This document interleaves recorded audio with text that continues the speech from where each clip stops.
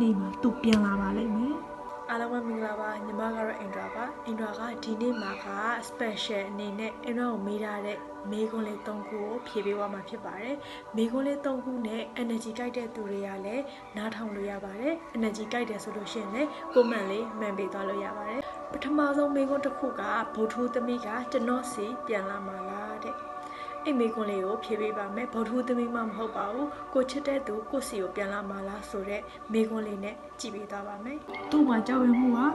ကိုကိုမှန်တဲ့ချက်အနေနဲ့ပြနေတယ်အဲ့ဒီຢာကိုကိုကနေပြီးတော့မကြောက်မရွံ့မဲနဲ့ရင်ဆိုင်ရမယ်ကိုနဲ့သူနဲ့ကြားထဲမှာချီနှောင်ထားတဲ့ဂျိုးကြောင့်အဲ့ဒီဂျိုးကိုတီးအောင်လုပ်ပြီးတော့ကိုချစ်ချင်းမြတ်တာချစ်တဲ့ချစ်ချင်းမြတ်တာနဲ့ပဲအဲ့ဒီဂျိုးကိုဖြီနိုင်မှာပါဒါကြောင့်မလို့